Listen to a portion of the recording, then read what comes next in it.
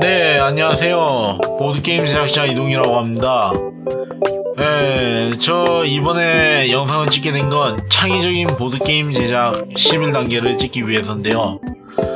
이번에 영상에 찍게 된 이 창의적인 보드게임 제작 11단계는 제가 영상을 찾아보면서 대한민국 여기에서 보드게임 제작 영상을 다 뒤져봤는데 이게 제작 영상을 만드시는 분들은 많아도 이게 단계별로 보드게임 제작 영상을 만드시는 분들은 많이 없으시더라고요. 거의 뭐 하더라도 간단하게 넘어가시는 분들이 많으시더라고요. 그래서 이게 처음 시작하시는 분들은 많이 어렵거나 하시지 않을까 싶어가지고 좀 세부적으로 들어가는 영상이 하나 있었으면 좋겠다 싶어가지고 한번 만들어 보게 되었습니다. 네, 저도 사실 발매된 작품은 없긴 한데 그래도 한 9년 정도는 보드게임을 만들어 봐가지고 작품을 만들어 본 시기만큼 오래됐거든요. 그래서 이번에 만들어 본 시기도 꽤 길고 하니까 도움이 되지 않을까 싶어가지고 만들어 보게 되었습니다. 그러면 한번 가볼까요? 예, 거기에다가 이 얘기는 안 했네요. 창의적인이라고 붙인 이유는 창의적인 뇌 관련 영상들을 많이 찾아보는데 그 영상들을 좀 참고해서 창조적인 뇌 이론과 함께 더해서 보드게임 제작 11단계를 만들어 보았습니다. 그래서 아마 좀 어려울 수도 있습니다. 네, 그 점은 좀 이해해 주시고요. 네, 그러면은 함께 가보도록 하죠. 최단식에 풀어냈으니까 한번 가봐서 봐주시면 좋겠습니다. 네, 그럼 가보도록 하겠습니다. 일단 제 양력 소개입니다. 일단 제 본인 소개부터 하죠. 제 이름은 이동이고요. 9년째 보드게임을 제작하고 있는 남자고 대한민국 국적의 일반 직장인이고 출시작은 없습니다. 이 너무 슬프죠. 9년째인데 이거 남들은 4년 5년 만에 출시작 한 두세 개는 내고 있는데 이 너무 슬픕니다 이거. 아이고 어쩝니까 이거. 노력해야죠.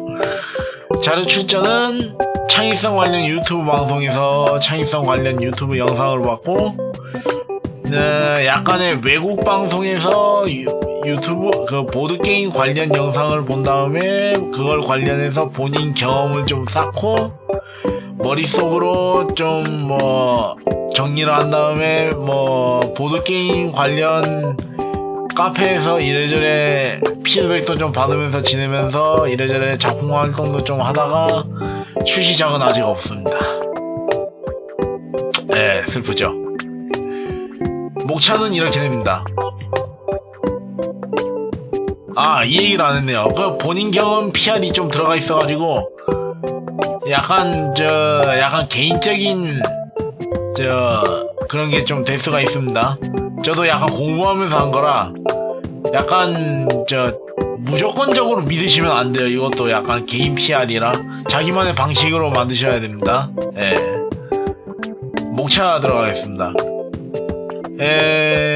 뇌과학 쪽으로 좀 들어간 거라서 상상하기, 창조하기, 혁신하기로 나누고 그 다음 발매하기로 나누는데 이 4단계에 맞춰서 약간 설명을 하자면 일단 상상하기 단계에서는 3단계로 나눕니다.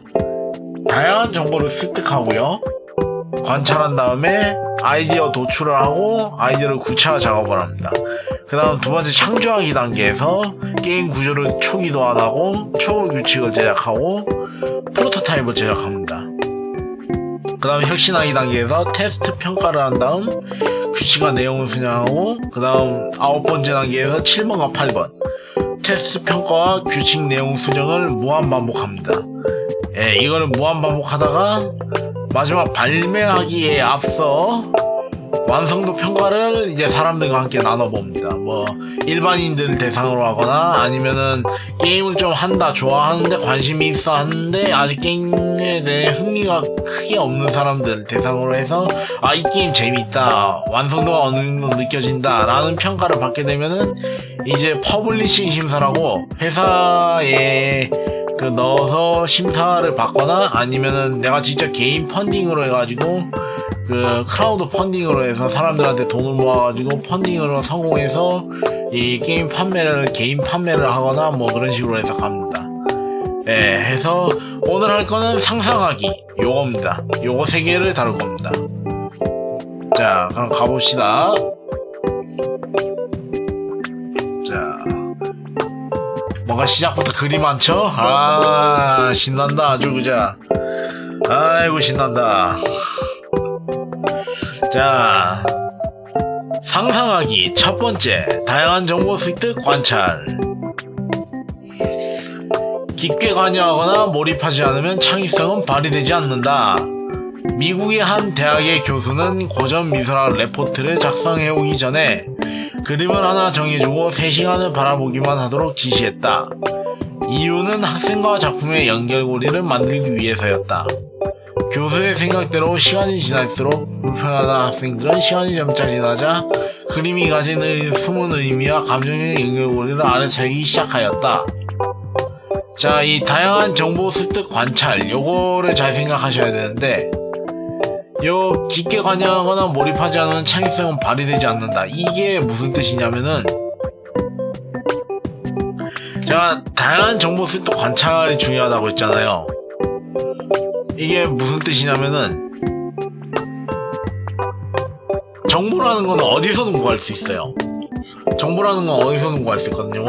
CD 게임을 하거나 PC 게임을 하거나 아니면은 뭐 영화를 보거나 드라마를 보거나 아니면은 아니면 보드 게임을 한다거나 아이와 놀아준다거나 설거지를 한다거나, 실제로 설거지를 하시다가 게임을 만드신 분도 계시거든요.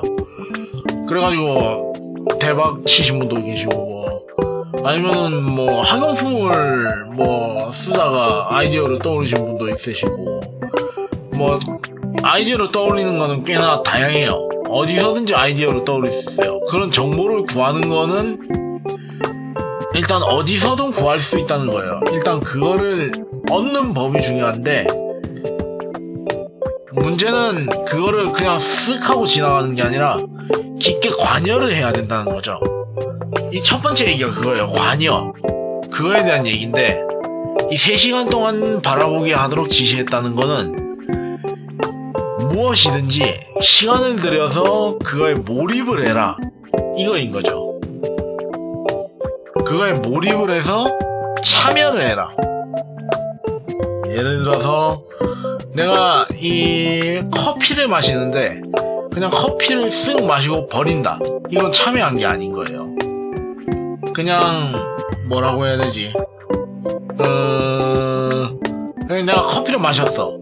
커피가 왜 달지? 쓰지? 이런 생각을 하면서 마시는 거랑, 커피를 그냥 마셨네, 맛있네 하면서 그냥 툭 버리는 거랑, 이거랑은 완전히 다른 거예요. 커피를 생각하면서 이거를 천천히 마시는 거랑 그냥 쓱 빨리 마셔버리고 훅 버리는 거랑 참여하는 정도가 다른 거죠. 그런 식으로 주변에 생각하는 시간을 두고 천천히 바라보고 음미하고 시간을 들이는 거를 가지라는 거죠. 그렇게 해서 관계를 가지고 점점 그 시간을 들여서 몰입을 하라는 거예요. 그러면은 이런 식으로 숨은 의미와 감정의 연결고리를 알아차린다고 했잖아요. 이게 점차 그거에 대한 모르던 점이나 아니면은 의미나 그런 것들을 알게 되는 거예요. 자, 그러면은 어떻게 되느냐, 내가 거기 있던 정보들, 내가 모르고 있던 정보들을 알아차리게 되는 거예요. 요즘 같은 시대에는 웬만한 거는 유튜브 같은 거 보면 된다 이러는데, 그런 거를 지나치더라도 그거를 내가 직접 습득하는 거랑 유튜브로 얼핏 듣는 거랑 그거랑은 또 느낌이 완전 달라요. 왜냐면 아무리 자세하게 설명해줘도 내가 직접 그걸 스텝하는 거랑 느낌이 다르거든. 잘 봐요. 내가 이 커피에 대해서 딱 느끼는 향이랑 여기서 막 유튜브에서 이건 고소한 향이에요 라고 막 아무리 설명해줘도 고소한 향을 내가 직접 만든 거랑 고소한 향이에요 라고 설명해주는 거랑 백방 다르거든요. 완전 이런 거예요. 이런 차이예요. 내가 직접 느끼는 거랑 보는 거랑 직접 경험하는 거랑 완전 다르거든요. 이런 느낌들을 관찰하고 습득하는 거랑 정보의 차이는 완전 다른 거예요. 그런 거를 연결고리를 찾으라는 거죠. 이런 다양한 정보를 습득하는 것 중에 하나가 이런 거예요. 몰입하는 거. 자, 두 번째로 가볼게요. 보드게임의 재료는 법에 어긋나거나 윤리에 벗어나지 않는다면 무엇이든 될 수 있다. 이거는 중요한 거예요. 자, 보드게임의 재료는 법에 어긋나거나 윤리에 벗어나면 안 돼요. 일단 이건 진짜 중요한 거예요. 자, 일단 이건 진짜 체크해놔야 돼요. 아시겠죠? 이건 기본이니까 이건 다들 아실 거예요. 설마 뭐 대마초나 마리화나 같은 걸로 게임 안 하는 사람은 없겠죠?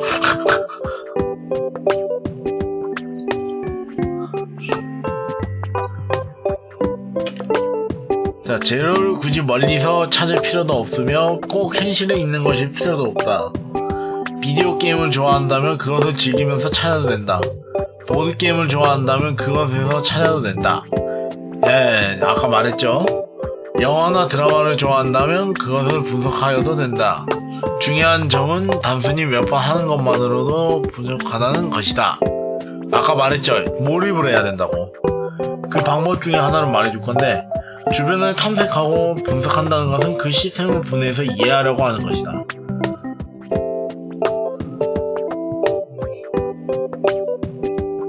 그 시스템을 분해해서 이해하려고 한다. 이건 나중에도 나올 건데, 시스템을 분해해서 이해하려고 한다는 것은 그러니까 이거에 끝까지 완전 몰입을 해가지고 이거를 하나하나 파헤친다는 거예요. 그래서 좀 머리가 아픈 건데 이거는 조금 어려운 건데 쉽게 하는 방법은 죄송해요. 위에서의 방법처럼 영화 드라마를 3번 돌려보거나 게임 하나를 5번 플레이하는 것을 무식하지만 가장 원천적인 방법이라고 생각한다. 왜 옛날에 누구였지? 어느 유명한 한 사람이 글을 잘 쓰고 싶으면 토지였나? 그거를 한번 3번 읽어보면은 그거를 3번 정독하면은 글을 잘 쓰게 된다라고 하지 않았었나요? 그렇게 하면은 된다고 한번 얘기했었던 것 같던데 맞나? 내가 잘못 알고 있나? 뭐 아무튼 그렇게 할 정도로 뭔가 정보를 하나 습득하려면은 그만큼 시간을 들여야 된다는 얘기를 했었던 것 같은데 그거와 비슷한 거예요. 정보를 한 여러 번 돌려보면 나도 모르게 습득이 되는 게 있고 또 두 번째로 하나를 파헤치게 되려면은 그거를 여러 번 돌려보게 되면은 그거에 끝까지 파헤쳐보는 능력이 길러지게 돼요. 왜냐면 익숙한 건데 익숙한 거를 계속 보게 되면은 나도 모르게 그거에 끝까지 깊숙한 것까지 보게 되거든. 그러니까 그거 하나하나를 세세하게 보려고 하는 능력을 기르는 게 좋아요. 자, 여기서 그러면 이런 생각이 들 거예요. 자, 그러면 이렇게 생각할 것이다. 그 많은 작품을 게임을 돈 주고 사라고? 돈을 주고 사기에 게임이 비싸고 영화관 가격도 비싼 것도 안다. 그래서 요즘은 넷플릭스 같은 OTT 서비스와 엑스박스 게임 패스 같은 스트리밍 게임 서비스도 활발하다. 한 달에 10,000원 안팎이면 게임이나 영화를 100여 가지 이상 즐길 수 있으니 나쁜 선택은 아니지 않은가? 자, OTT 서비스와 엑스박스 게임 패스 같은 스트리밍 게임 서비스도 활발하다는 거. 한 달에 10,000원 안팎이면 게임 영화를 100여 가지 이상 즐길 수 있다는 거. 요즘 세대는 정말 좋은 방법이죠. 저도 추천해주는 방법이에요. 그리고 여기에는 안 나왔지만 그 테이블탑 시뮬레이터도 좋은 방법이에요. 그거 한 게임이 한 2만원 정도 하는데 2만원 정도 하는데 그거 하나 사면은 보드게임을 원하는 만큼 그 다운받아서 즐길 수 있으니까 그것도 좋은 방법 중에 하나예요. 그리고 OTT 서비스의 가장 큰 장점은 한 달 동안 원하는 만큼 한 달 동안 돈을 내면은 원하는 만큼 내가 영화를 다운받아서 볼 수 있다는 거니까, 그다음에 원하는 만큼 영화를 볼 수 있다는 거니까 다운받는 건 아니고. 그리고 게임 패스 같은 경우에는 원하는 만큼 또 스트리밍으로 게임을 보는 거 하는 거니까 한 달 동안 그것도 나쁜 방법은 아니죠. 그러니까 만약 정말 돈을 쓰기 힘들거나 쓰고 싶지 않다면은 이런 방법도 있긴 해요. 뭐 추천하는 방법이긴 하지만. 자, 다음으로 넘어가죠.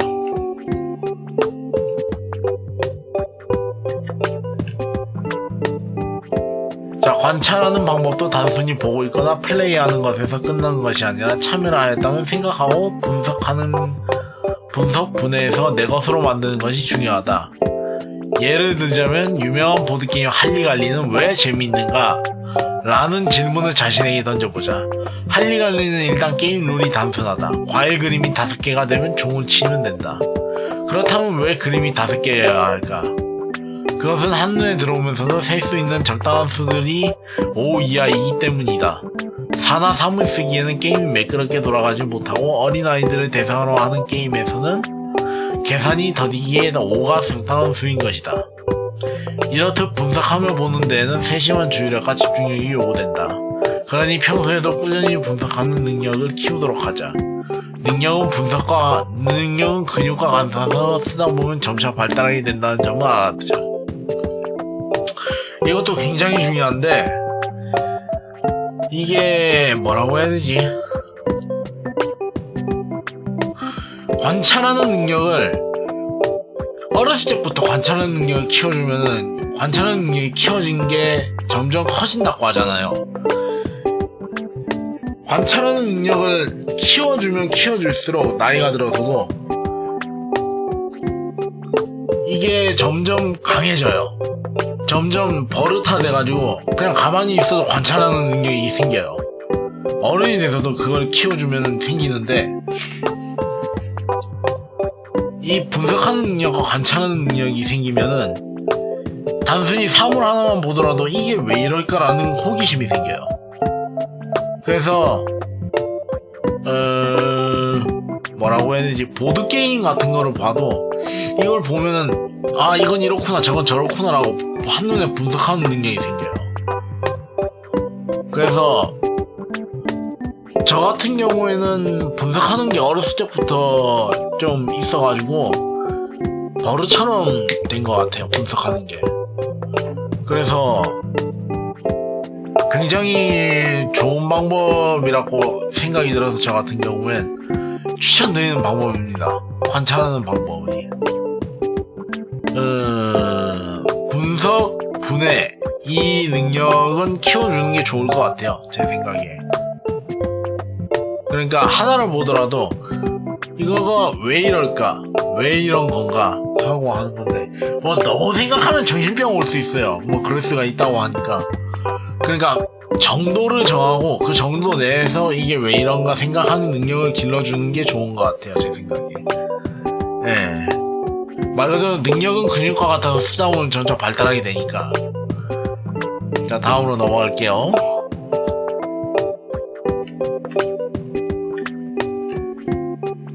이 단계 아이디어 도출. 이거는 아이디어가 이제 정보가 모였으니까 거기서 아이디어 하나를 짜내는 건데,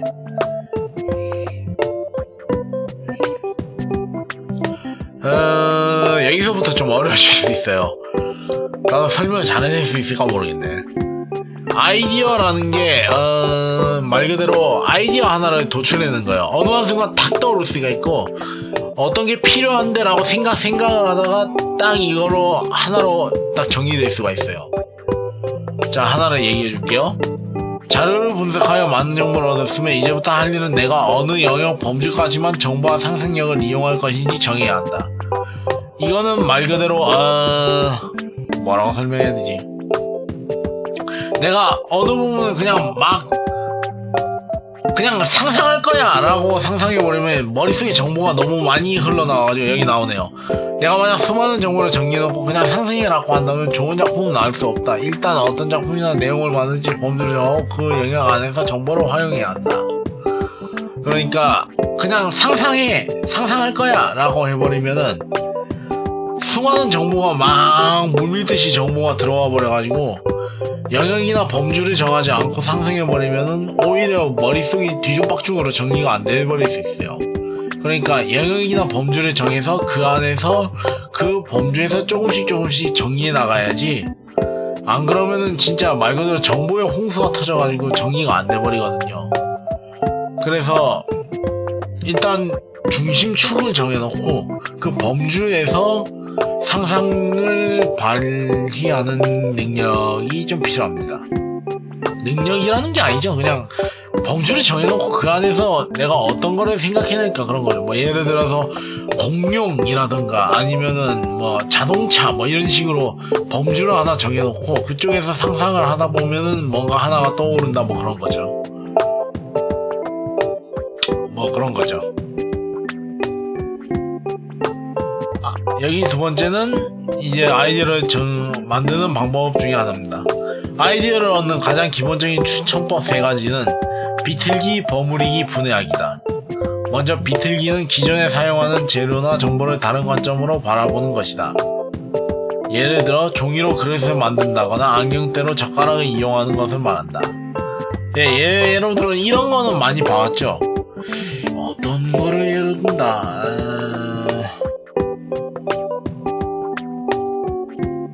여기 나온 것들 있죠. 뭐 종이로 그릇을 만든다거나 안경테로 젓가락을 이용하는 거. 옛날에 TV에서 나왔죠 이거. 안경테로 젓가락 만든 거랑 그 종이로 그릇을 만든 거. 옛날에 TV에서 나온 걸로 아는데. 그런 거 뿐만이 아니라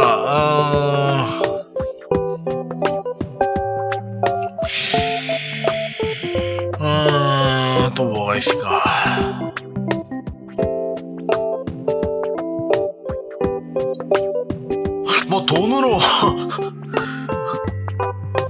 돈으로 학을 접는다든가 뭐 그런 식으로 하는 사람도 있을 테고, 뭐 돈치라는 얘기는 한데 뭐 일단 뭐 그런 식으로 하는 사람도 있을 거고, 종이로 학을 접는다든가 뭐 그러는 사람도 있을 거고,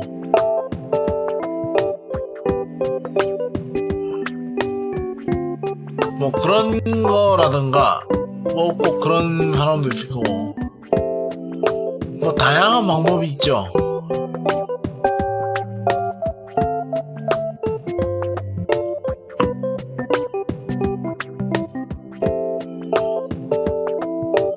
뭐 그런 것들이 있고, 두 번째, 버무리기. 두 번째로 버무리기는 두 정보를 섞어서 새로운 것을 만드는 것이다. 가장 대표적인 예로 노래 범 내려온다를 말할 수 있다. 예, 다들 범 내려온다 아시죠? 그 인디밴드 노래에다가 전통 노래 섞은 거. 사물놀이 같은 전통 노래 섞은 거를 범 내려온다 했는데, 범 내려온다 그거는 그래 판소리 그거를 섞은 건데, 인디밴드 노래에다가 그거 데이트를 쳤죠. 그게 가장 대표적인 예예요. 그런 거는 우리가 참 많이 볼 수 있는데, 예를 들면은 뭐였죠? 얼마 전에 새로 나온 게임, 쉐이커 게임, 신작으로 나왔었는데, 흔들어가지고 그걸로 스토리를 만드는 게임, 뭐 그런 거라든가, 그런 보드게임도 있었고, 뭐 찾아보면 그런 게 참 많죠. 세 번째, 분해하기는, 이거는 좀 난해한데, 분해하기는 기존의 것을 분해하여 새로운 정보로 사용하는 것이다. 예를 들어 펜이 있다면은 펜의 앞부분이랑 펜 심이랑 펜 몸통이랑 그렇게 분해를 해가지고 그걸 새로운 정보로 사용하는 거예요.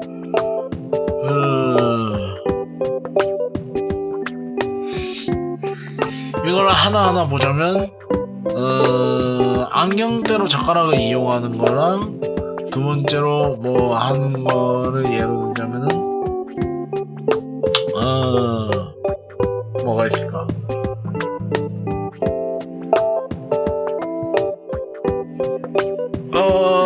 비틀기랑 버무리기랑 분해하기 이거 세 개는 가장 많이 쓰이는 방법이죠. 일단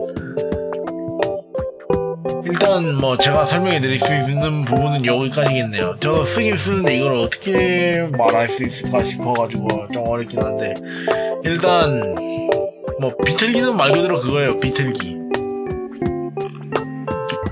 이걸 말 그대로 뭐 예를 들자면 이 연필을 뭐 지휘봉처럼 쓴다던가 아니면은 뭐 손톱을 긁는다든가 손톱 밑에 긁는다든가 아니면 요거를 좀 그렇게 써도 되겠다. 요거를 끝에 지우개를 달아가지고 지운다든가. 그건 있구나. 아무튼 그런 식으로 쓰는 거죠. 그리고 버무리기는 두 개를 섞는 거니까 뭐 이거 뭐 유명한 거 있잖아요. 끝에 지우개를 달아가지고 이렇게 싹 지우는 거. 그렇게 하고, 분해하기는 이 펜심을 샤프가 있었네. 그래, 샤프는 이거 펜심을 빼버려가지고 이렇게 새로운 걸로 아예 창조한 거죠. 그런 식으로 쓰는 거죠. 그리고 여기 또 나오네요. 새로운 거. 극작가들이 쓰는 말 중에 하이 컨셉과 로우 컨셉이라는 말이 있는데 두 가지 모두 아이디어와 관련된 말이다. 하이 컨셉은 하나의 질문 혹은 상황에서 모든 이야기가 시작된 것을 말하는데, 예를 들어 공룡이 현대에 살아난다면 어떨까로 시작된 쥬라기 공원이 대표적인 하이 컨셉 무비이다. 그렇다면 하이 컨셉을 어떻게 보드게임에 적용할 수 있을까? 자, 여러분 여기서 한번 생각해보세요. 하이 컨셉을 어떻게 보드게임에 적용할 수 있을까요? 자, 예를 들어 볼게요. 어느 날 포도주를 마시다가 이 포도주 맛있네, 이 포도주 만드는 법을 게임으로 만들어 보면 어떨까? 라고 생각해서 나온 게임이 있죠. 이름은 까먹었는데 있어요. 아무튼 그분께 있어요. 아무튼 그게 이름은 까먹었네. 얘 이름이 어려우세요. 아무튼 그게 있고, 또 하나로 우베르토 로젠버그 씨의 그 아그리콜라, 그것도 이 게임 시스템을 보드게임화하면 어떤 느낌일까 하는 것으로 만들어진 게 우베르토 로젠버그 씨의 아그리콜라죠. 그게 대표적인 예죠. 여기에도 나오죠. 그게 하이 컨셉이고, 그럼 로우 컨셉은 무엇일까요? 로우 컨셉이랑 시청일 때나 무비 컨셉, 작품 방향 등을 하나하나 설정해가면서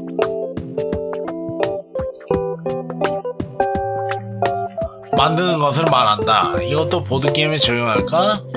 자, 이것도 보드게임에 적용 가능할까요? 네, 실질적으로 말하면 그렇다. 하지만 그렇게 하려면 많은 제작 경험과 노하우가 있어야겠네 하기에 많이 어렵다. 나도 아직 도전하지 못한 분야다. 네, 사실 저도 도전은 자주 하지 못하는 분야입니다. 정말 저거 진짜 어려워요. 저거 여러 번 시도해봤지만 정말 어려워요. 저거 많은 정보를 알고 있어야 되고 많은 경험도 있어야 되고 정말 어려워요. 저거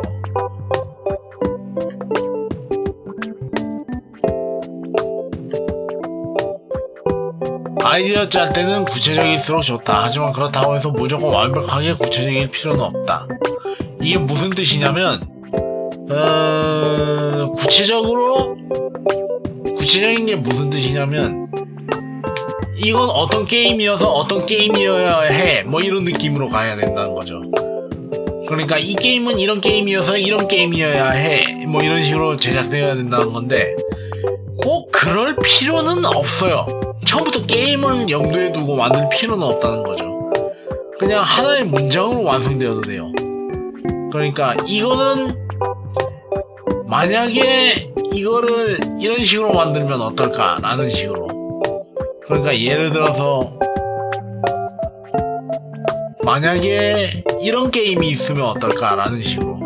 이거는 이런 게임이니까 이런 식으로 플레이가 돼야 돼라가 아니라 그냥 이런 게임이 있으면 어떨까 라는 식으로 뭉뚱그려서 얘기해도 된다는 거죠. 아이디어를 짤 때는 어차피 구체적으로 짜는 건 뒷부분에서 해야 되니까 그렇게 되는 거죠.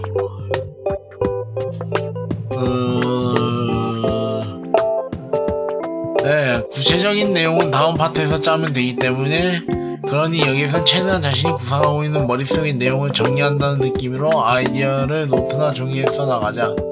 집중할 수 있는 작업 공간이 있다면 더욱 좋다. 네, 아까 말했죠. 그러니까 최대한 노트나 종이에 써내려가는 버릇을 들이는 게 좋습니다. 그냥 최대한 뭐라고 해야 되지? 필기를 해놓는 거죠. 필기를 해놓고 메모를 해놓는 버릇을 들이는 게 좋아요. 저도 어디에 아이디어가 좋게 떠오르면 글로 적어놓거든요. 그림을 그리거나. 그게 가장 좋습니다.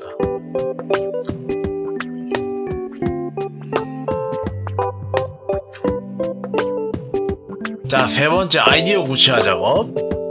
앞에서 아이디어를 정의 내리고 관련된 정보를 보완했다면 이번에는 조금 더 나아가 아이디어에 살을 붙이고 이미지를 명확하게 그리는 구간이다. 공룡이 현대에 나타난다면 어떨까? 라는 아이디어를 떠올렸다고 하자. 먼저 공룡을 되살리는 방법과 공룡을 어느 곳에서 살게 할 건지, 어떤 인물들이 공룡을 만나게 할 건지 그려보아야 한다.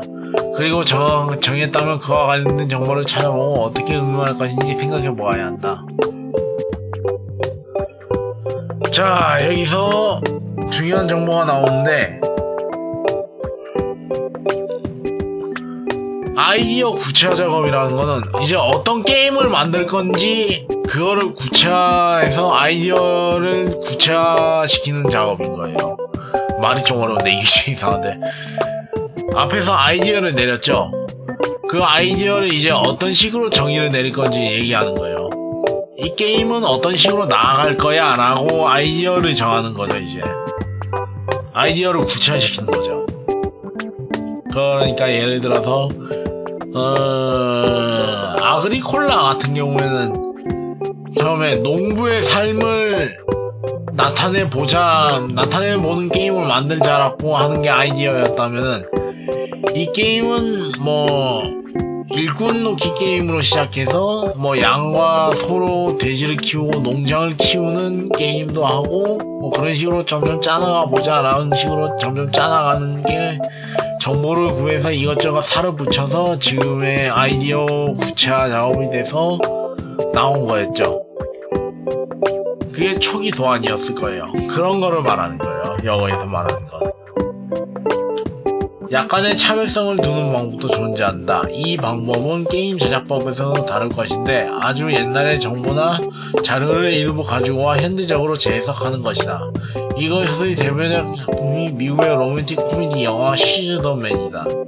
이 영화는 남장 여자를 주인공으로 한 하이틴 무비로 원형을 셰익스피어의 작품을 한걸로 재해석한 걸로 유명하다. 과거의 오래된 게임을 가져와 현대적으로 재해석하는 것도 좋은 방법이다. 이건 뭐냐면은 게임 구성을 짜는 거잖아요, 여기서. 그러니까 게임 구성을 짜는데 너무 어렵다면은 이거와 비슷하게 만들려거나 아니면은 게임 구성을 짜는데 도움이 될 법한 게임을 뭐라고 해야 되지? 카피는 아니고 벤치마킹 하는 거죠. 벤치마킹. 근데 너무 현대 거나 최신 작품을 벤치마킹하면 안 되니까 옛날 거, 아주 옛날 거나 근 옛날 거, 사람들이 잘 모르거나 아니면은 알아도 좀 옛날 거라서 좀 터부시 되는 거, 그런 것들을 벤치마킹 해오는 거죠. 그러면은 그거를 약간 변화시키고 바꿨을 때, 아니면 내 스타일로 바꿨을 때 사람들이 이건 좀 닮았어도 약간 느낌이 색다른데? 라고 느끼게 되는 거죠. 네, 그걸 현대적인 느낌으로 재해석하게 되면은 약간 차별성이 느껴지게 되는 거죠. 네, 그런 얘기입니다. 아니면 이거 정반대되는 방법도 있어요. 일론 머스크의 방법인데, 일론 머스크 다들 아시죠? 그 세계적인 부자, 지금 좀 떡락하고 있는 형님. 일론 머스크는 자신이 물리학자처럼 생각한다고 말하였다. 정보를 쪼개서 분석하고 그 중심의 근원이 되는 정보를 생각한다고 했는데, 이것을 제일 먼지 접근 방식이라고 한다. 간단하게 말하자면 지금 이 아이디어를 생각해내거나 응용하는 사람이 내가 첫 번째라면 어떻게 문제를 해결할 것인가? 라고 자신에게 질문하는 것이다. 그렇게 아이디어를 구체화해내는 방식을 쓰면 독창적인 하이 컨셉의 아이디어가 구체화되는 경우가 많다고 그는 말하였다. 실제로 일론 머스크는 그의 아이디어 대부분은 이런 식으로 이루어져 있다고 했다. 이게 무슨 뜻이냐면, 가장 먼저 이 아이디어, 근원이 되는 아이디어를 만들어요. 그런 다음에 이 아이디어를 내가 먼저 만들었다고 생각하는 거예요. 아무것도 없이. 이 아이디어를 아무도 생각 안 했다고 생각하고, 그렇다면은 나라면 이 아이디어를 어떻게 쓸까? 나라면 이 아이디어를 어떻게 만들까? 이 아이디어를 어떻게 굴릴까? 라고 생각하는 거예요. 예를 들어서 나라면 어떻게 인터넷을 전 세계에 퍼뜨릴까? 라고 하는 거죠. 그러면은 나라면은 인터넷을 전 세계에 어떻게 깔까? 라고 생각했을 때 일론 머스크는 나라면 그 인공위성이 쏠 수 있으니까 인공위성을 전 세계에 뿌리지 해가지고 인공위성을 전 세계에 뿌린 거예요. 지금 실제로도 계속 뿌리고 있어요. 지금 그래가지고 지금 그의 스타링크 프로젝트가 계속 되고 있는데, 그런 식으로 계속 돈을 써가지고 그런 식으로 계속 뿌리고 있어요. 인터넷망을 계속 쓰고 있는 거죠. 그래가지고 그런 식으로 나라면 어떤 식으로 접근할까, 뭐 이런 식으로 접근 방식을 가지는 건데, 그런 식으로 한 다음에 나중에 가서 고쳐 나가는 거죠. 이런 식으로 하이 컨셉을 가진 다음에 그 컨셉을 조금씩 바꿔 나가는 거죠. 다듬어 가는 거죠. 바꿔 나간다. 다듬어 나가는 거죠. 뭐 이런 방법도 있어요. 자, 여기서 이제 다음으로 넘어갑시다. 게임 아이디어를 구체화하는 것에는 많은 스트레스와 고민들이 따르기에 생각의 전환이 자유로운 유연한 사고와 끝까지 밀고 나가는 끈기, 그리고 자신이 다른 사람에게 어떤 피드백을 들었을 때 무엇을 기준으로 아이디어에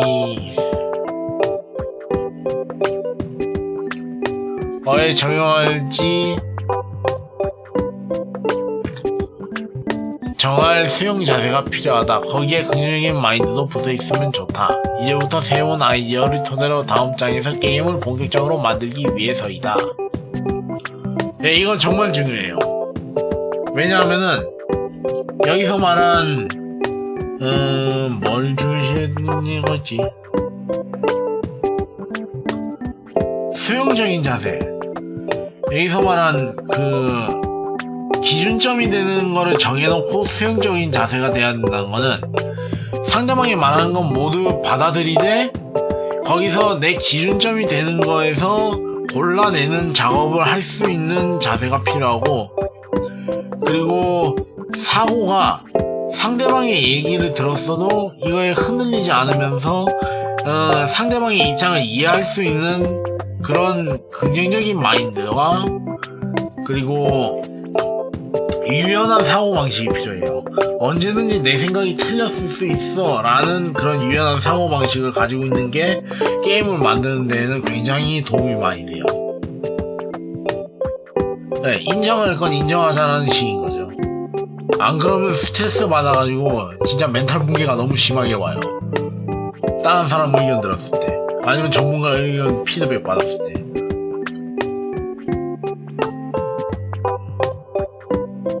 제가 그런 꼴을 너무 많이 봐가지고. 제가 그렇다는 게 아니라.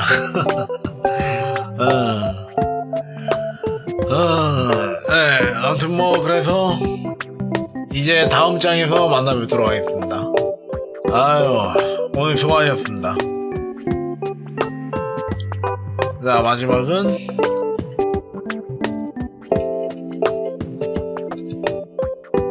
이 장면으로 마치죠. 어째 다들 들으실만 하셨나요? 다음 장에서는 좀 더 재밌는 내용으로 찾아뵙겠습니다. 그럼 다들 안녕히 계세요. 안녕?